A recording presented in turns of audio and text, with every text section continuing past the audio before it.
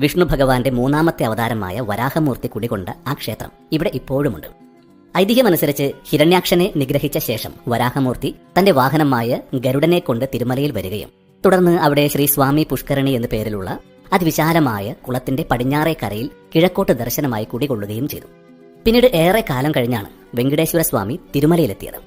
അതിന് പിന്നിലും രസകരമായൊരു കഥയുണ്ട്.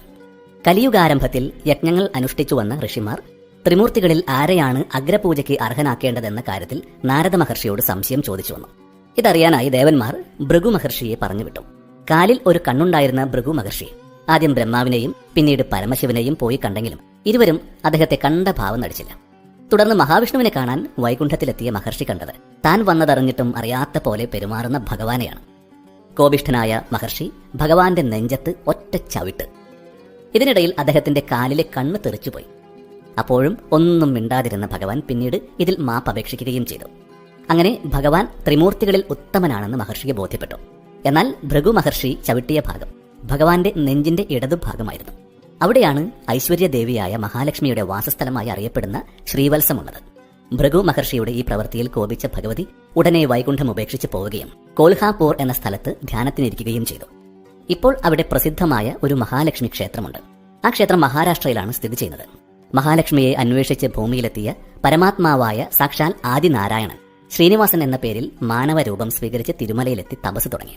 ശ്രീനിവാസന്റെ സ്ഥിതി മനസ്സിലാക്കിയ ബ്രഹ്മാവും ശിവനും ലക്ഷ്മീദേവിയെ സമീപിച്ച് വിവരങ്ങൾ അറിയിച്ചു.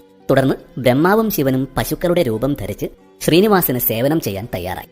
അക്കാലത്ത് ചോള സാമ്രാജ്യത്തിന്റെ കീഴിലായിരുന്നു തിരുമല.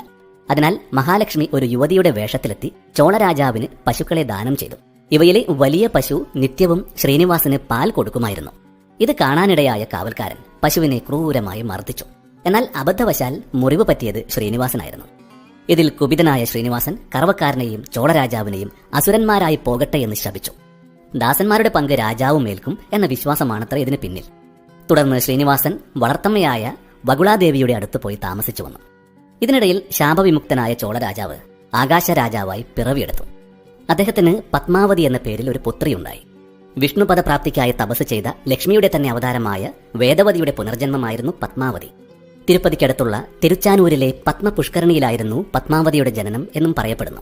ശ്രീനിവാസനുമായി പത്മാവതിയുടെ വിവാഹം നടക്കുമെന്നും അത് മഹാഭാഗ്യമാണെന്നും നാരദ മഹർഷി ആകാശരാജനെ അറിയിച്ചു.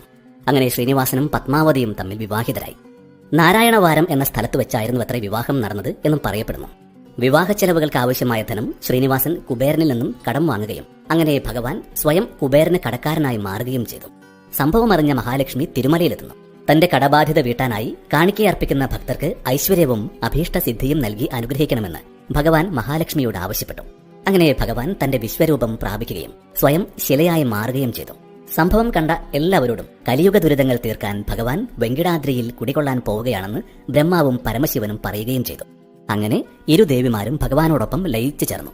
മഹാലക്ഷ്മി നെഞ്ചിന്റെ ഇടതുഭാഗത്തും പത്മാവതി വലതുഭാഗത്തും കുടികൊണ്ടു.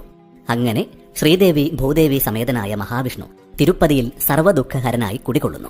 മഹാലക്ഷ്മിയാകട്ടെ ഭഗവത് ഭക്തർക്ക് അഷ്ടൈശ്വര്യങ്ങൾ ചൊരിഞ്ഞുകൊണ്ട് ഭഗവാനോടൊപ്പം നിലകൊള്ളുന്നു.